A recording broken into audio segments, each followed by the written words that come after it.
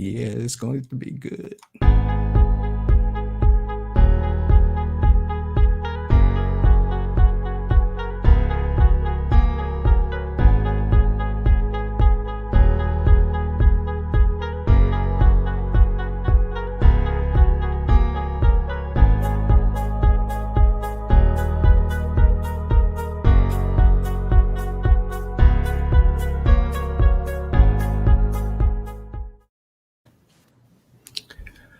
Welcome, welcome.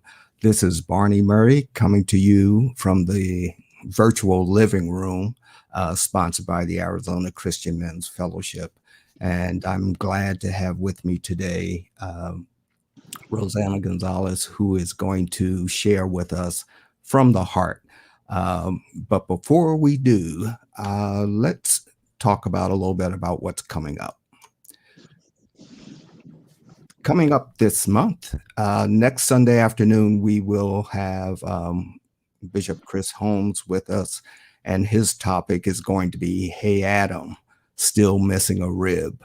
And that is going to be a spirited discussion about a man's need for intimacy. And when we think of intimacy, we are automatically or are conditioned to go to sexual, but the intimacy he's going to be talking about, and that may be a part of it, has a lot to do with the inner needs and desires of a man for a close and intimate relationship with those that are around him and as well as with God. So that's coming up next Sunday. And then after that, we have a miracle who is going to be with us. Pastor Dennis is going to share with us the gospel according to COVID-19. And for those of you who know him, know what he has gone through. And he is a survivor and thriving and back in the pulpit. And so he's going to share with us about his Psalms 23 experience. Following that, well, this is today's guest. Back in May, we're going to have what I consider some of my best friends and dream team. And we're going to talk about Adam, where are you? And talking about the need for men in their rightful positions when it comes to not only biblically, but in society. So the Genesis man, and we're going to term it the resurgence, because some of us are working to get back to that. So keep those dates in mind, and we will talk about that at that time. All right. So with us today is Roseanna Gonzalez, who is for years a mutual friend of mine mentioned her to me and said, you guys have got to meet. Y'all have so much in common when it comes to ministry and a heart for young people. We both work in school systems, 2 different age groups, but and in ministry, working with just about anybody we can. And so we're kind of spiritual twins and ministry twins in that regard, with the same heart for people, and even some of the same type of ministries to support. So welcome, Roseanna. Welcome to the living room. Thank you so much for having me. I've been waiting for this forever. I'm so excited. It hasn't been that long. Well, in the sense of talking together like this, I mean, we have our one-on-ones all the time, but just being able to do this together and spearhead this together to speak to a bigger group of people, definitely. Yeah, I want you to know that I appreciate you doing this.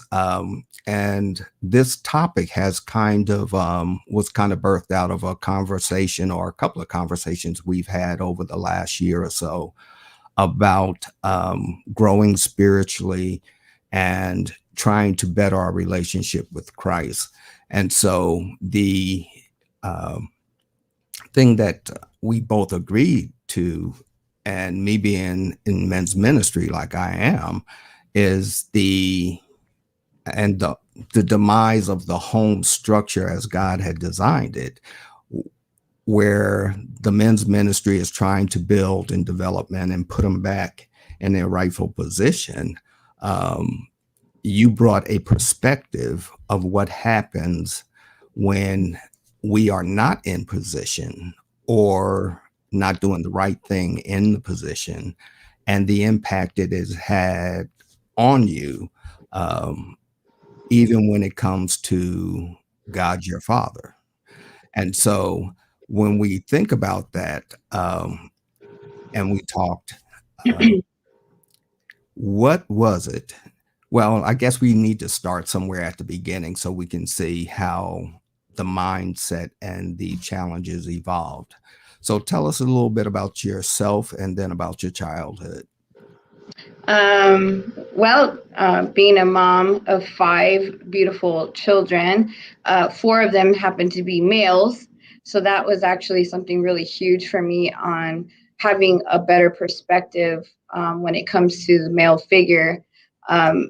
Becoming a single mom, not taking away from their dad because their dad is a great dad, um, but really just when they're with me to be able to incorporate male figures in their life outside of boyfriend or husband or anything like that. Really partnering with other ministries or even community nonprofits that incorporate men, because I really wanted my children to be able to receive the wisdom from good men in our community. And so that's how I came about doing a lot of partnerships. And that was actually one of the topics that we started talking about Mhm. like how I wanted to really emphasize the men that are doing the right thing, the men that are um, really stepping up to be godly men and godly figures in young people's lives. And so that's where that perspective came from. But it wasn't always like that for me. I came from a lot of trauma from my childhood, starting from sexual abuse starting at 9 years old. And, you know, um, I had my father, my biological father, and I have, a stepfather as well. So I had two father figures in my life, both not the healthiest um, examples. um, so there was a lot of stuff that happened to me in my childhood after 9 years old, and even up until just recently, when it comes to my like perspective and my outlook to male figures. And so I'll just start with, like I said, had something very traumatic, sexual abuse at 9 years old. And then I remember there was a span of time where I was a runaway for many years. um, Through my adolescence, just was all over the place. Was really struggling with the trauma that happened to me, and I was really taking that out on everybody and everything, including myself. And what I mean by that, I was, cutting myself. I was not eating. I was just not taking care of myself, period. And then come to find, through running away, I ended up moving in with my biological father, which I really never had a real healthy relationship with him. I grew up actually resenting him, based off of things that my mom shared, things that I saw, how he was treating my sister, my siblings. And so I didn't really have a positive perspective or relationship with him. And so when I moved in with him, that was traumatic in itself, and had to work under the table, 14, 15 years old. And the place that I went, to work, I was being sexually abused there as well. And when I went to my father about that, because I needed to fend for myself financially, coming so that I wasn't a burden to my dad. He never had, actual custody of me before. So now this was a new burden for him. So I was working under the table, and the people that I worked for knew about it, knew that I was, underage, and used that to be able to do the things that they were doing at work to me. And so, yes. The so bottom, well, This was not a Christian home then. No, I was never raised in a Christian home. Okay. And Yeah, so, on both sides, on my mom nor my dad. okay. So then at 9 years old, there was a traumatic experience. And then that triggered a somewhat of a self-destructive behavior within yourself. Yes, obviously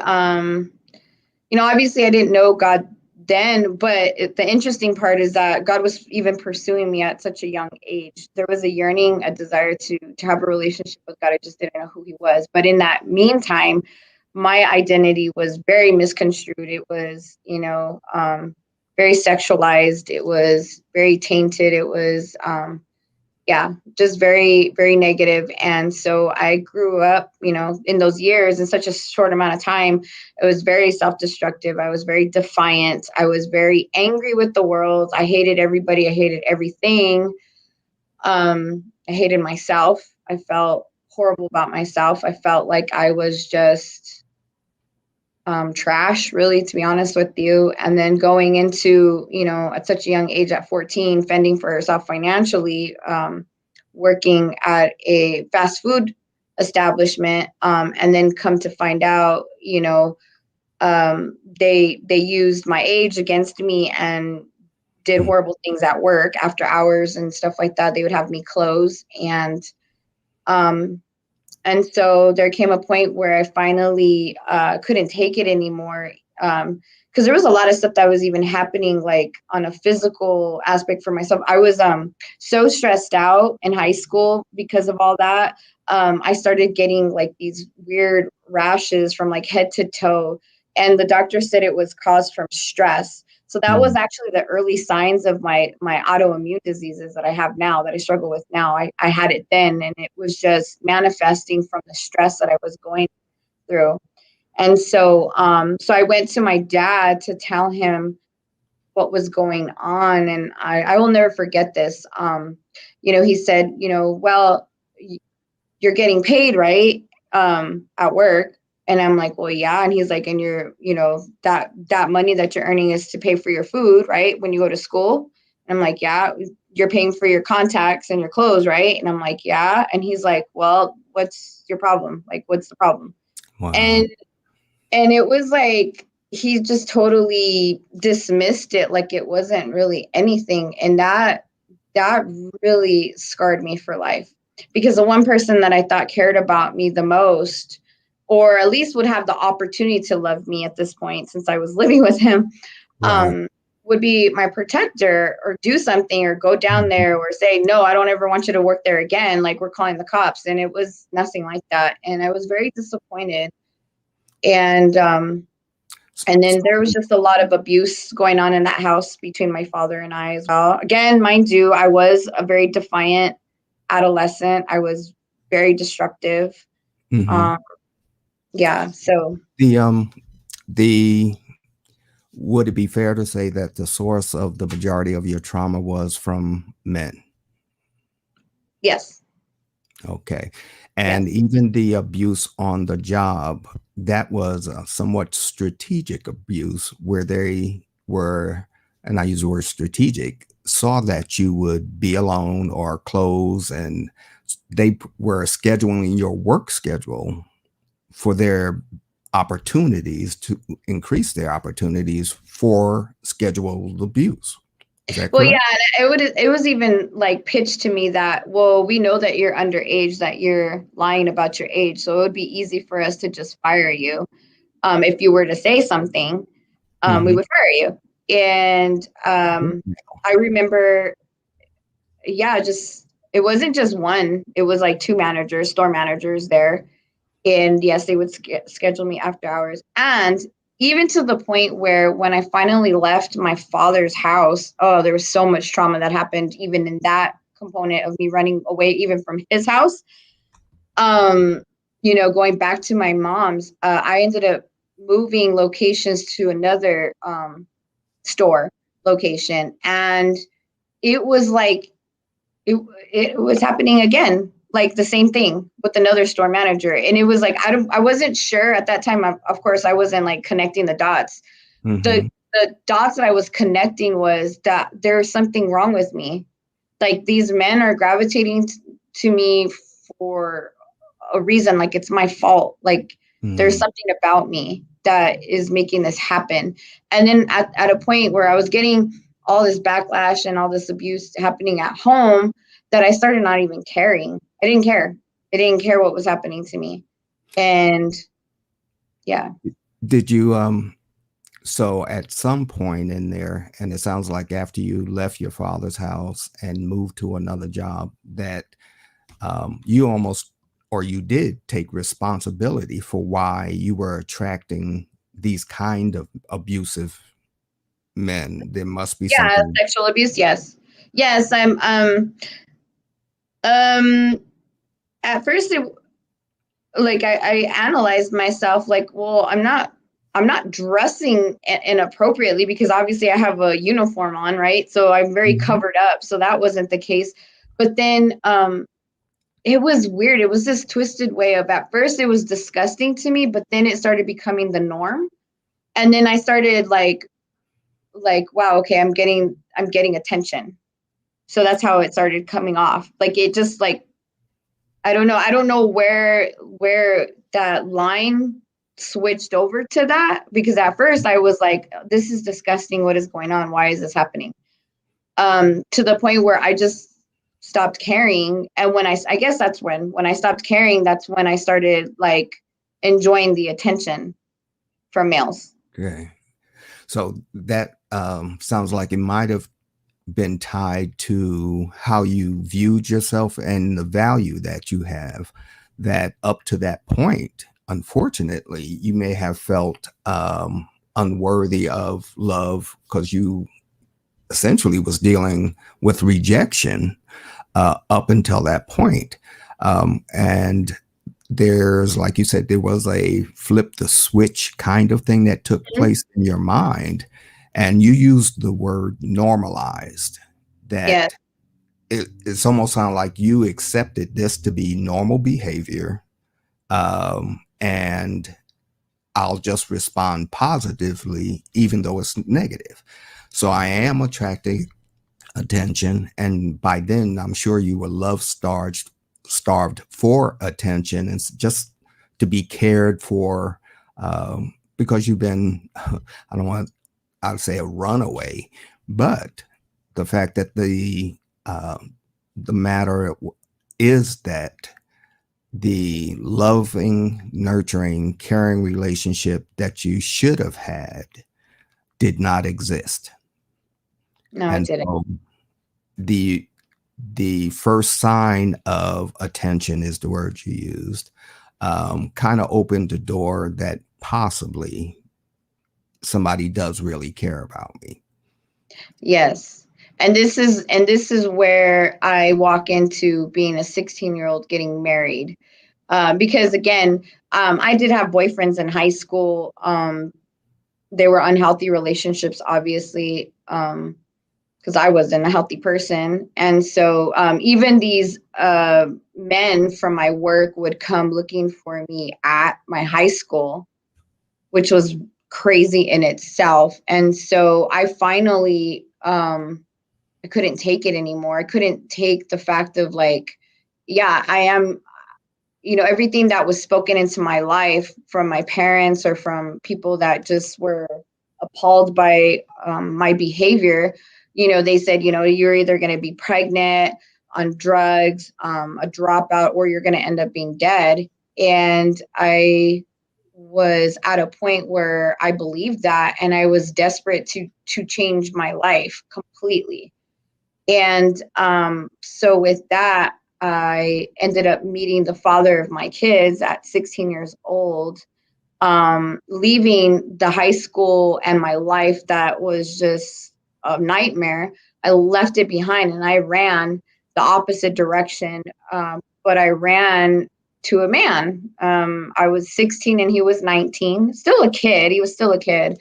But my mom went ahead and signed off on me, so I was emancipated and was on Youth on Their Own, and fending for ourselves at that point. And I was like, saw my life a nightmare, and I wanted this dream, like this fairy tale dream of a life. And I only saw that I could do that being married and have creating a different kind of life. Mhm. So I got married at 16 and ended up having my first son about a year later. So I was 17 and a half when I had him, and I was still in high school.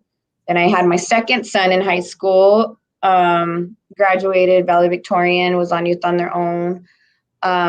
Again, I had this fairy tale dream mapped out in my head, and attempted to do my best to make that reality for myself. Mhm. And I never dealt with any of those issues that I had ever. I just kept putting um, band-aids over everything, even up to having my children. And I was like, I will never go back to that life ever again. And I was very extreme when it comes to that. Yeah, it sounds marry your way out of the situation, um, which seemed like a viable solution at the time, and to essentially a new slate. That old Roseanna is gone. Uh, Yeah. and so So I now, thought. yeah. So now you're Mrs. So and so, starting a family and doing a lot of the right things to get back on track, essentially. But you said that in doing that, you were just masking some of the underlying reasons, or um, today we use the word brokenness, Yep. um, to get away from it. And you can't get away from yourself. You No. Yeah, you brought it. No. And No, it's so kind of like I was sweeping everything, this horrible mess, junk everywhere, sweeping it under the rug. But eventually, all of it was just going to combust out of the sides of the rug. It was just, and that's what it ended up happening, actually.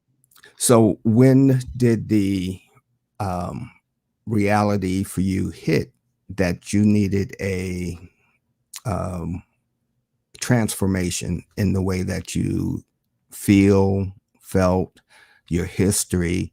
How did you maneuver through that? It's been a long process, and I'm still in that process, to be honest with you. Feel like every single time I get to talk about this, it's just kind of another healing component for me. But that really started happening when I did get married and I was in search for God. Again, I shared with you briefly that God was pursuing me at a very young age, actually around 9 years old, around when that trauma was happening to me. God was pursuing me, and I never knew who He was, but I always craved to go to church and get to know who this guy was.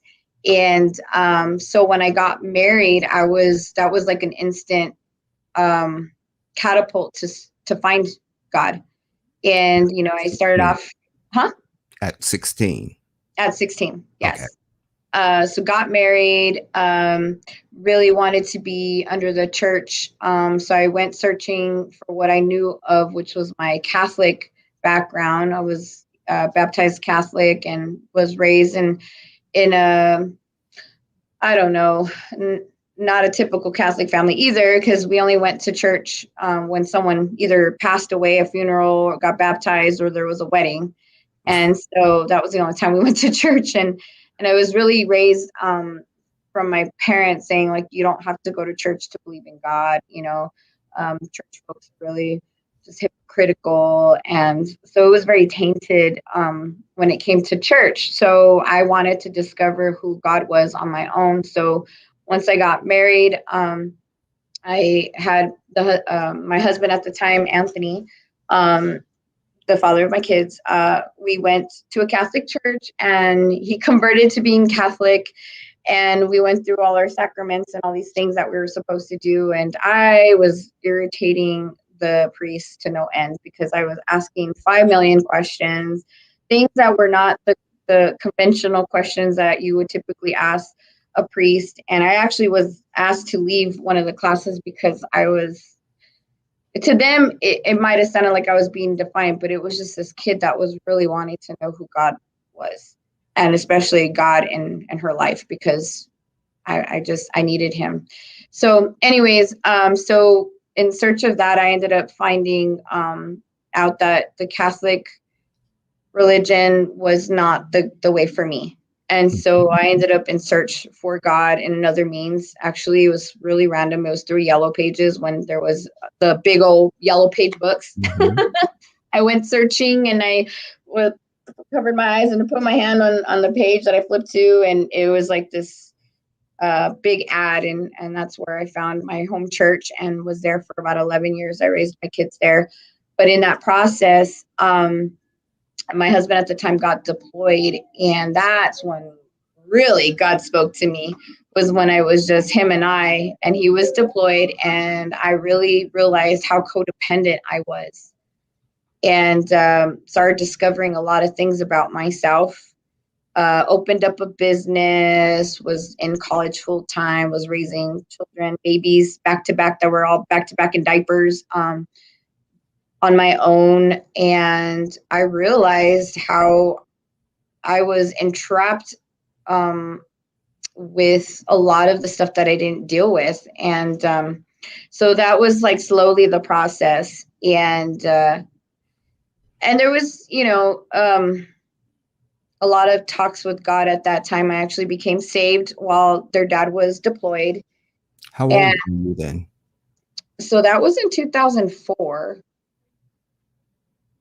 So you want me to tell you the actual age? Just kidding. I'm 38 right now. So in 2004, how many years ago was that? Like, Oh, um, so it was a while ago.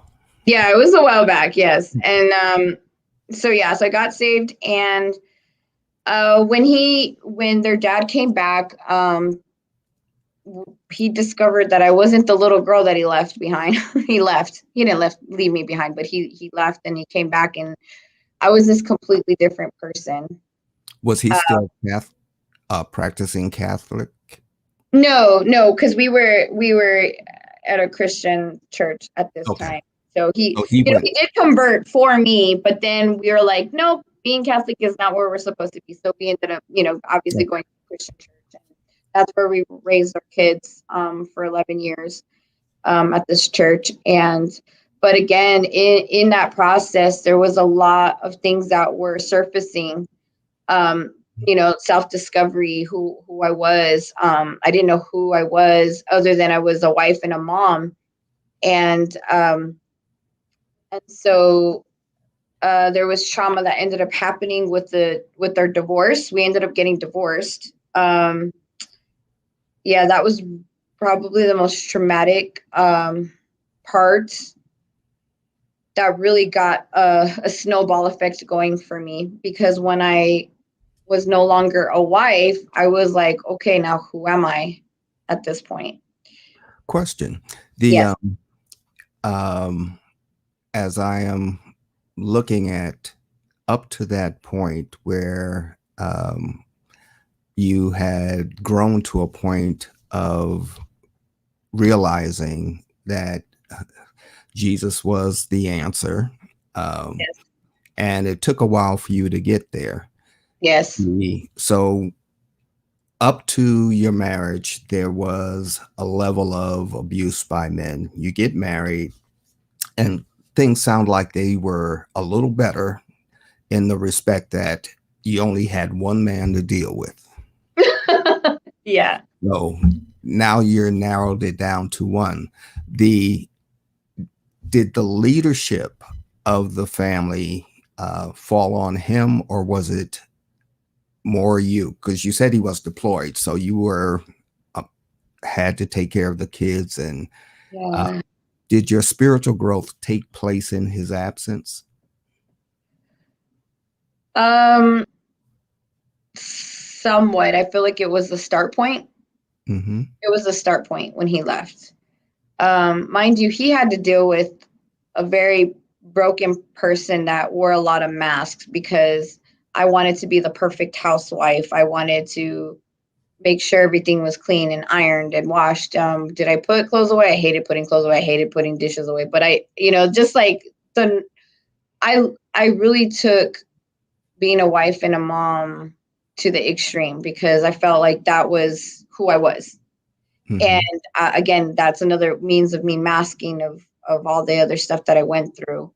And so he dealt with a really broken person. He dealt with, still cutting myself, um, having suicidal thoughts, fluctuating with depression. Um, yeah, what else? There was things like I don't want to be like TMI, but uh, I wasn't normal in the sense of like the intimacy because it was really hard for me. I would have nightmares from my past, and then I would take it out on him. And then that obviously took a toll on our marriage. So there was a lot that was taking a toll on our marriage. Then there was domestic violence in the marriage as well, which didn't help anything. And then through the deployments, there was, he came back and was very, like, I guess, I don't know, scared that I was going to leave. And so he ended up cheating on me. And so there was trauma there, and there was a suicide attempt in that meantime as well. So again, we started back with the snowball effect of trauma again, and literally out the door of the marriage, there was trauma that ended up happening, which didn't help anything. So I thought, okay, finally I'm free from, even this abuse from this one individual person. But I just walked into even more of a mess. Oh my gosh, I made the biggest mess that you could ever make coming out. And I thought I was going to do better, and I so did not.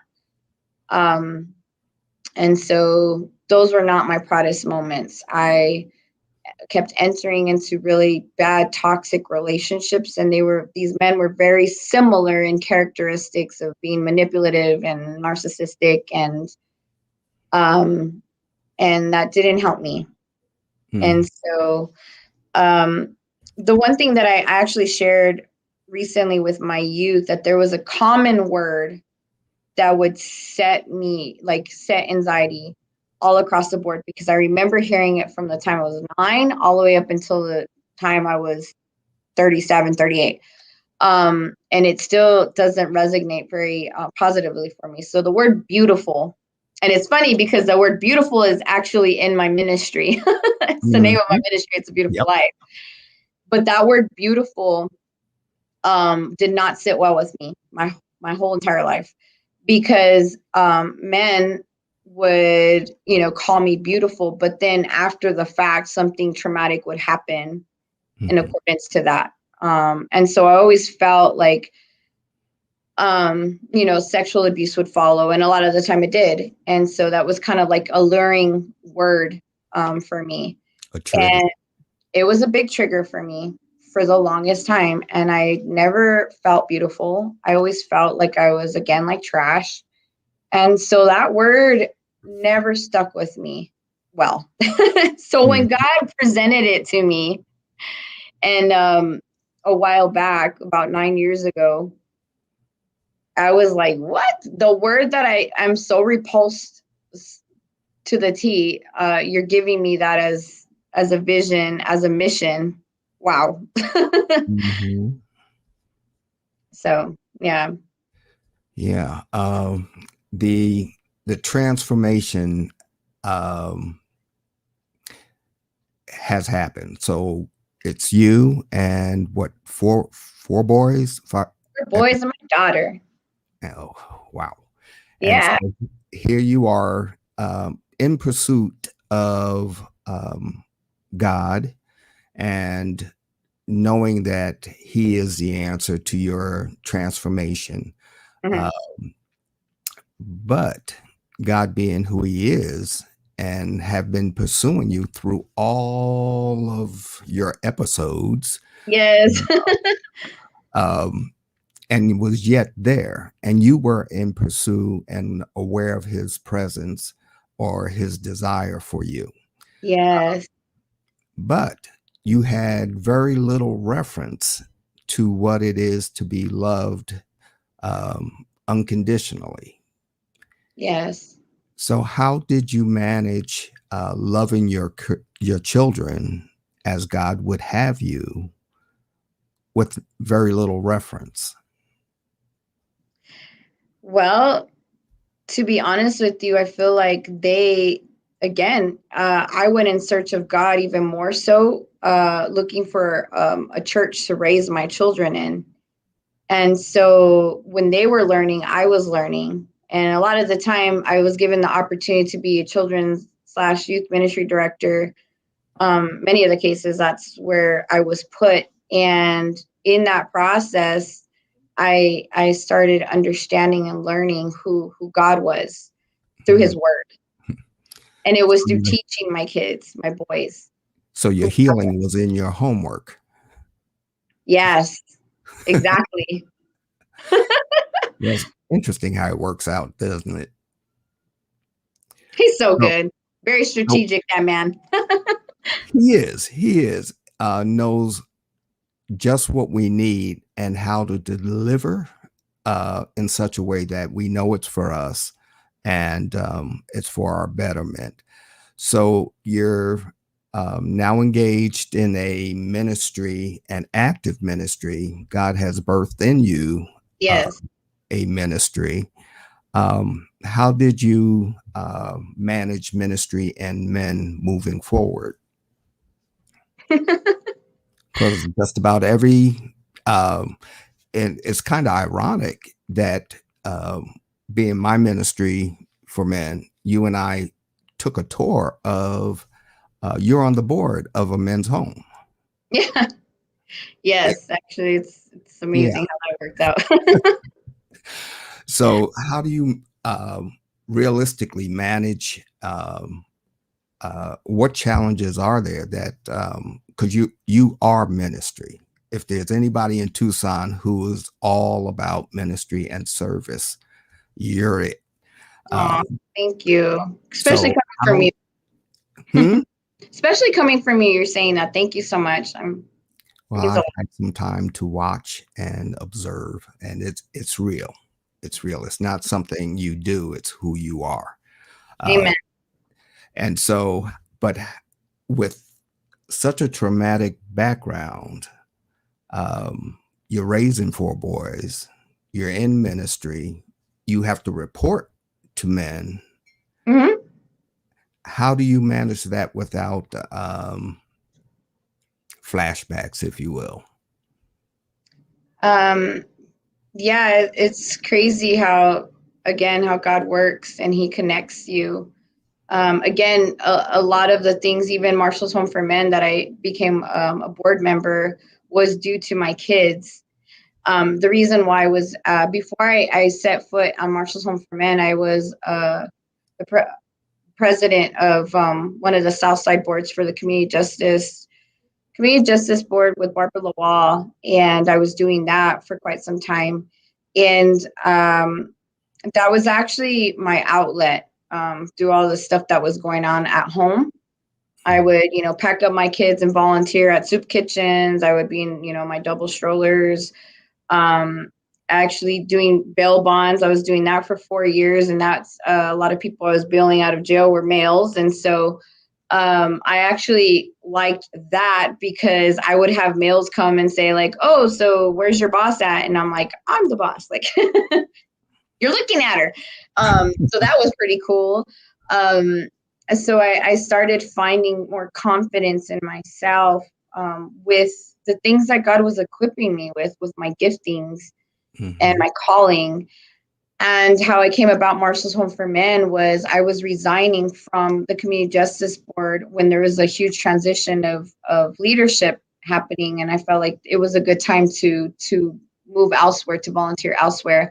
And I was praying actually on the underpass on Grande in Congress area, and I said, God, I'm ready to move on to another venture. Show me where I need to go, but please show me where I need to go that will allow me to incorporate my children. I don't want to volunteer without my kids. I've done it for some time now, and I feel like I can't do that right now. And so there was a band that pulled up next to me, and it had a sign that said Marshall's Home for Men, and I was like, I've never heard of that. I don't know what that is. So I wrote down the number, and I ended up calling it the next day, and they shared with me what Marshall's Home for Men was, and I was like, that's interesting. And so I said, do you have volunteers? And they said, that's weird, we've never been asked that, but no, we don't. And I was like, well, can I be a volunteer? Like, would you, allow me to volunteer there? And so they connected me with the executive director, but I told them the only strings to me volunteering was if I could bring my children with me, because I really wanted my boys to be, to have the men share their wisdom with my boys. Mm-hmm. And it was really cool. So my kids grew up, volunteering there, serving the men for Thanksgiving and Christmas, and going to, assess the needs, bringing, socks and hygiene products, just loving on the men, playing bingo with them and stuff. So my boys really enjoyed it. I enjoyed it. My daughter enjoyed it. And I didn't feel uncomfortable because, again, I saw it as a means to my kids. It was, again, learning a different side of myself. I didn't feel threatened. I didn't feel vulnerable. I was there with my children serving. Mm-hmm. And they were like grandparents to my kids, like a bunch of grandfathers, which was really cool. That's Which was really excellent. cool. So so you have grown into your own, acknowledging who you are in Christ, and and I know a little bit. Your identity now has been defined by God. Yes. So where you didn't have that foundation before, you're there now. So as you look back at your transformation to the woman you are today, um, what have you learned about yourself, and what have you learned about men that is general enough that other people can identify with? Well, it really took, because I wasn't looking at myself in the mirror correctly. I didn't, even as long as I've done ministry work, I feel like there was a lot of missing pieces and gaps. And I feel like in my journey through ministry, I got to experience what a real, like, what godly men look like. And again, I wasn't exposed to that for such a long time. And so it was through ministry partnerships like John 17 Weekend with Dave Drum, Corazon Ministry with Mike Alameda. Those particular ministries, again, led by good, godly men, I was given, and it sounds very simple, but it was so life-changing for me. They actually took the time to apologize to my face sincerely with all their heart on behalf of all the men that hurt me. Hmm. And from my father to just the intimate relationships I had, and that was life transformational for me. That was the start part of my healing, my deep rooted healing. And there was still a lot more left, and I still have time to figure it out and to heal. But to see that, I was like, okay, that was the start point. But then it was through actually, just recently, about a year ago, seeing how unhealthy I was when it came to, again, I was putting band-aids. I was using ministry as a band-aid over things that I needed to deal with, and I didn't take the time to do that. And I use the excuse a lot. I don't have time for that. That's selfish. Dealing with that stuff, because I have this little girl that has just been sexually abused by her father. and I have, this mother that just came out of a domestic violence, and I have this boy that's struggling with this identity because, all these different things that I use as like, that's way more important than my past. Mm-hmm. And God showed me that I too deserved, that little girl inside of me deserved attention. Yes. The one that was hurting, that has been hurt for so long, that was covered with millions of band-aids. Mm-hmm. She was covered in millions of band-aids, and she just wanted to be seen for who she really was, not, this bandaged person. And God really showed me that, and that made a huge difference. And at first, I saw the ugly things about myself that I didn't deal with. But finally, when I saw those things, because I was operating, I could sugarcoat it however I want to, because I was being a Christian woman, and I was serving the community, and I was serving families. You know what I mean? And I was gravitating to these men that I wanted to help, to be better and do better. And it was all a means of manipulation, however you want to sugarcoat it. It was all a means of manipulation. And it was, in itself, was very narcissistic. And it's like this weird, twisted way of, again, like how I shared a long time ago, was it was like a flip of a switch. I was like, oh my God, I don't deserve this. But then all of a sudden I started doing self-harm. Oh, I deserve it. And then it was just this Mm-hmm. twisted thing that happened. And it was this distortion that I ended up living out. And when God finally showed me those things, I was like, what? And rightfully so, because how can I minister and serve people coming from a unhealthy means? Mm-hmm. Like, it's not good. Yeah, that's a profound. You said that uh, while you were using ministry, and effectively using ministry to cover up for your own brokenness and healing that needed to take place. And so you were not dealing with your own because you had put or allowed other more urgent priorities today. And Yes. we've talked about a couple of those, and with each other in the community, in our ministries, Mhm. there's a more urgent need today than what I needed to deal with that happened 10 years ago. Yes. So I'm looking at a need right there in my face, or I'm on the phone with a young lady or a young man who needs my help. Um, and so those are band-aids. The need is genuine, Yes, of and course. we can address those needs. Mhm. But what you're saying is, or what I'm hearing is, that you allowed all of those more urgent priorities that dealt with other people, meeting other people's needs. So Mhm. you didn't have to deal with yourself. Yes. And so when you got to a point where God revealed that your value to the kingdom depended on you being whole and being healed, um, you can do task, but but task doesn't become pure ministry until you're free to minister in the way that God would have you. Uh, Exactly. so you can help people, and you did, and they are grateful. I'm grateful. God is thankful.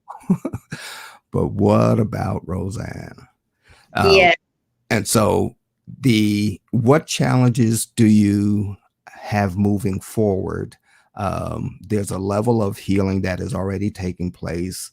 Mhm. But you said earlier that it's an ongoing thing, that you have to be keenly aware of what you're doing, where it's coming from, and how you execute on that.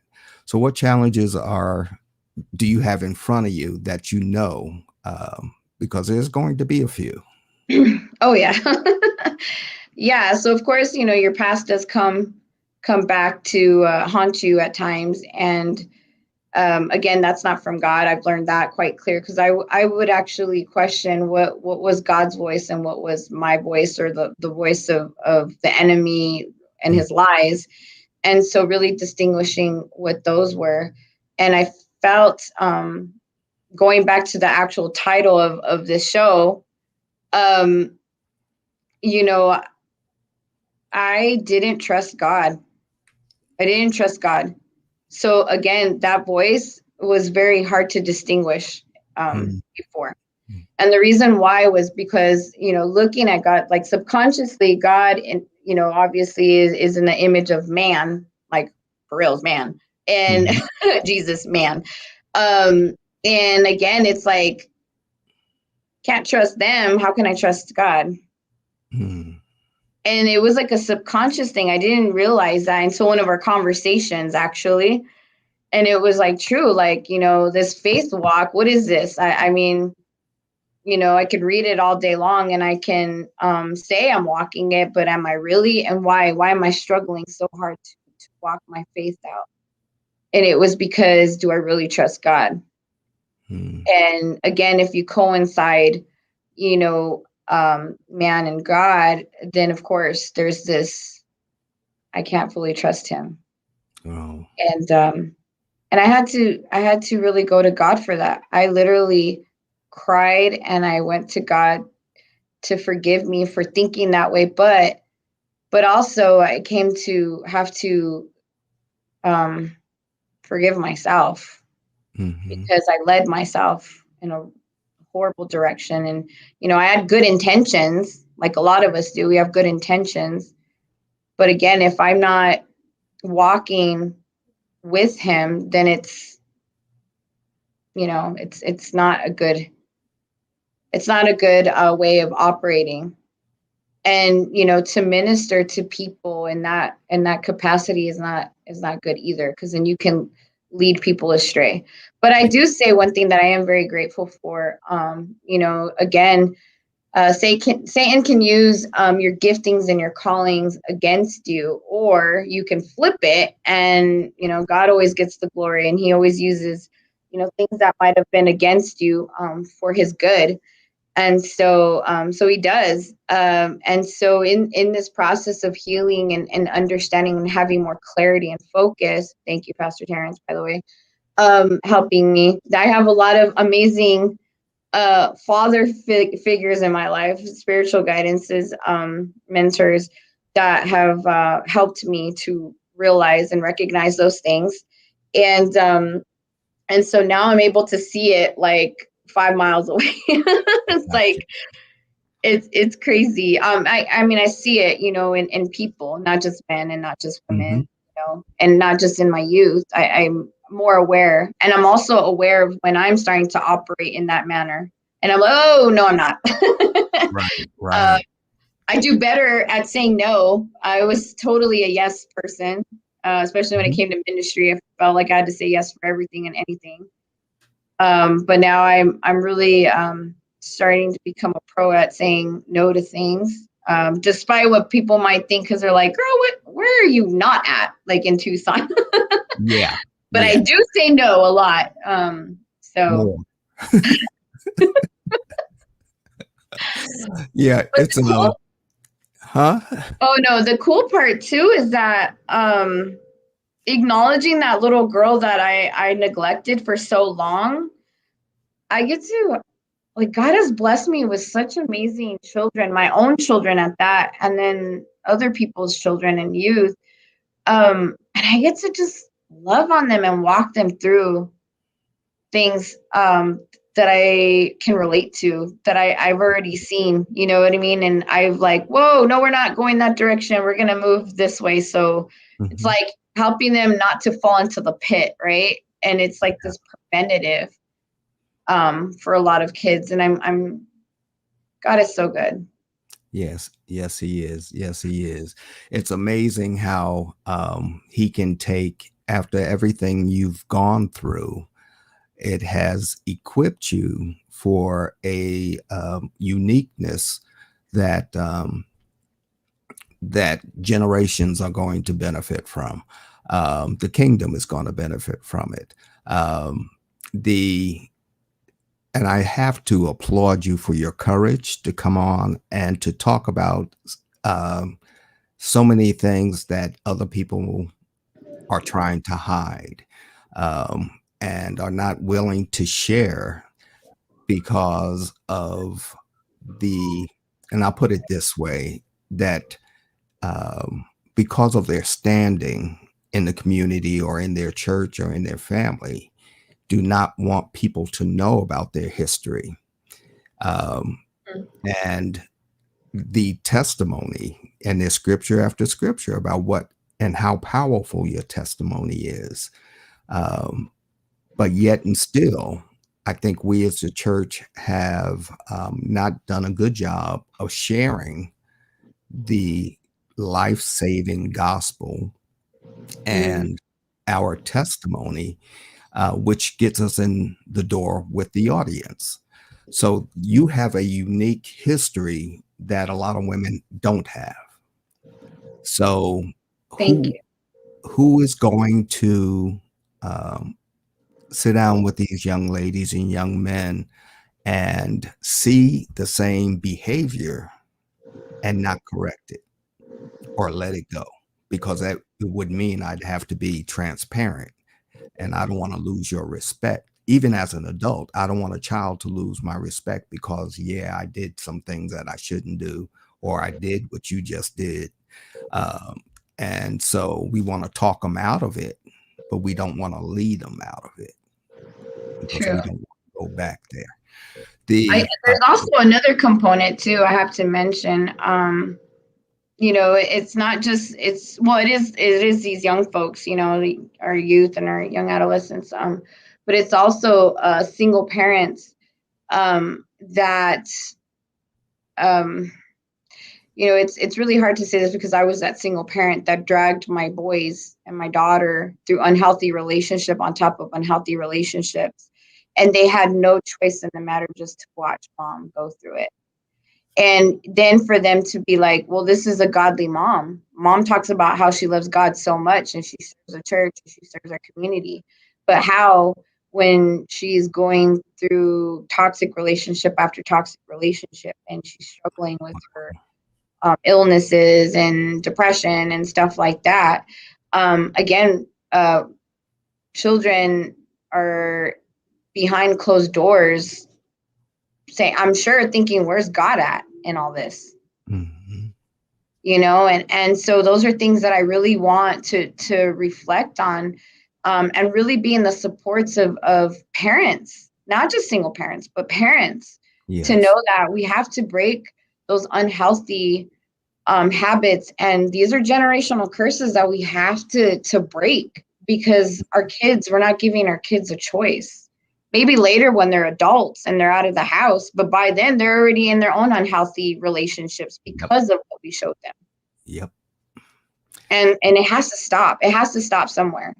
Somewhere. And that is so true because I'm at a high school, and a lot of people, young men and young women, are exactly where you were then, being told you're too ugly to get married, being told that as soon as you're 18, you're out of here, or I don't know, you're the worst thing that ever happened to me. And so they get all this negativity. And then when they act out or start to look for a meaningful relationship, the first sign, they hunt. They're looking for something that the parents have failed to give them. Yeah. Um, and then it results in some level of destructive behavior.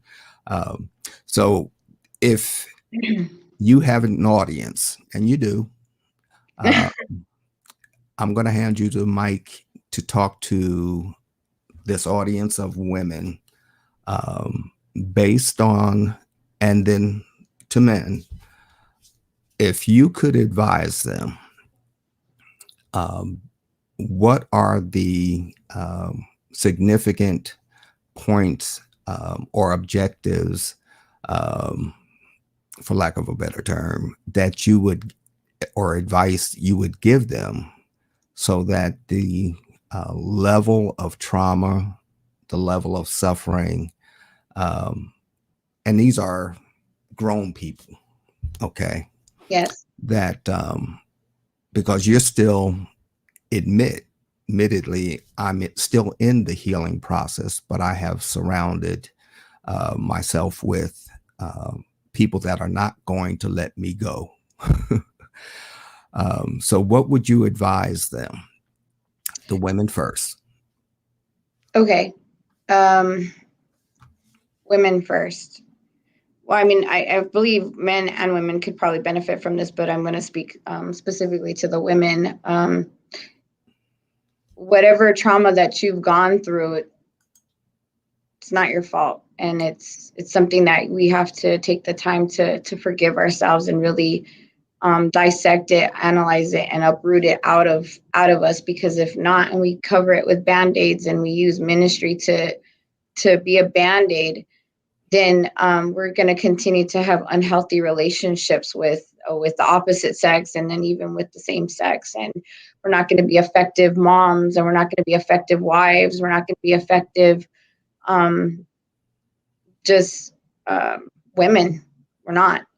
As much as you may pretend, you're not. And it might look, fine on the outside, but you're really killing yourself in the inside, and that's not what God wants for you. He wants you to have peace, and he wants you to know how amazing you are, and not have to tattoo it on you to um, you know realize that you are beautiful and you are worthy. And another thing too is to gravitate to godly men, not in the sense of feeling a void, or, oh, I need to run to them because I want them to save me or to fix my problems. But to realize that there really is good godly men out there, and not for sole purposes of, oh, I need to hook up with them or be with them, or any of those things, but to really genuinely have respect for good godly men. And what I mean by that, Barney, is that, I have to high five you on what you're doing with the men, because we need you guys. You guys are the headship. You guys are the protectors. You guys are the providers, and we need more of you to stand up and stand out, because I feel like there's been too much of complaints and saying, oh, this, there's this horrible guy and he did this and he did that, and not to take away from the things that they've done, and not to, to feel like you have nothing to say. But I feel like we do more complaining, and if we emphasize on the men that are doing the right thing, I feel like that will start taking precedence over the men that are not. Mm-hmm. And there's more good men than there is bad men, and we highlight more the bad men. And I really feel like we need to stop that, because it's just creating this culture of, let's just focus on the bad. Mm-hmm. And God's not bad. No. God's No. not bad. He's a good father, and he's here to love us where we're at, and to help us to be better, to be like him. And so that's for the women. We need to give godly men the props that they deserve, and give them that room and space, even within the church and within their homes, to rise up. So for the men, I feel like you too need a space to feel safe, and to be able to grow and to see who you are, and to really I really emphasize finding those partnerships and those good godly father figures in your life, and stand with them and learn from them, and don't let pride get in the way, and don't hide away from the things that you've done, and really take the opportunity to step up and even if you weren't the one that created that harm and that trauma to a woman or to a child, it's okay to apologize on behalf of the men that have did wrong. I feel like that is so healing, so healing for so many women and young girls, little girls, that their fathers have left them, have abandoned them, have hurt them. For the women that have experienced, domestic violence and their own means of abandonment, it helps with that healing, and it's really needed. Because once that healing starts, then I feel like we can finally start operating on not only the way God intended woman and man to be, but also what family is supposed to look like. Right. Right. And the enemy has done a really good job on dismantling what God intended a family to look like. And we really need to fight for that together. Right. Wow. Thank you so much on behalf of the women and the men for your candor, your transparency, and your heart. And you nailed it at the end in that uh, being honest about who you are and where you are is the beginning of the healing process. Yes. And it's going to take time. But if you do not acknowledge where the pain is coming from, or even talk to someone who can help with that process, um, then the hope gets restored. And I don't have to live this way. And God didn't intend for any of us to live broken. Mhm. And so he wants us, and my wife just finished the Bible study on wholeness, wants us whole and operational, not just for our own benefit, but like you said, the restoration of the family is only going to come when we understand what God intended. Mhm. And as a father and husband, I know my role. I know what he expects from me. And as a wife and a mother, I know my role and I know what God expects from me. Then together with being identified and having your identity in Jesus Christ and his word, the gospel, gives you a pattern, a place, a safe place where Mhm. you both can grow and to grow together. You mentioned earlier that the cycle has to stop. It does. God offers a way of escape. Um, but if you don't acknowledge it as a cycle, or like you said earlier, it becomes normalcy, you'll tolerate it. Mhm. And it contradicts on so many different levels. But yet, if you consider traumatic experiences, a toxic environment as being normal, chances are you are not going to want to be saved by that. But I also, like you said, God was in pursuit of you since you were 9 years old. Mhm. There was some level of comfort that got you through all of that madness that was taking place in your life. And here you are today, a pillar in the community, someone a daughter he can be proud of. And like many of us, not perfect by any means, but What? I'm not perfect? Just kidding. striving for perfection. There we go. So again, thank you for coming on today. And if people would like to get in touch with you and to just share their thoughts, or I know you Mm. are committed to kingdom building and discipleship and people Yeah. being healed, how do they get in touch with you? Yeah, they can either go to my personal Facebook, or they can go to It's a Beautiful Life Ministry on our page, and they can message me. Or they could always go through you and then find out get my contact information as well. So or they can email me at it's a beautiful life 311 at gmail.com. Okay. Well, thank you again. And we've got work to do. Yes, we do. Teamwork. So teamwork, teamwork, teamwork.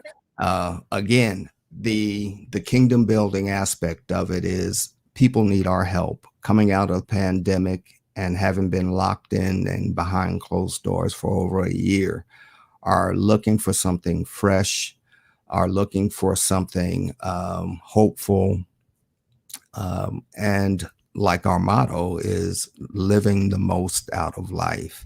So both Roseanna and I both make ourselves available to you. And as God leads us, we'll offer it to you as well. So God bless you all and have a great day. Thanks again. Thank you, guys.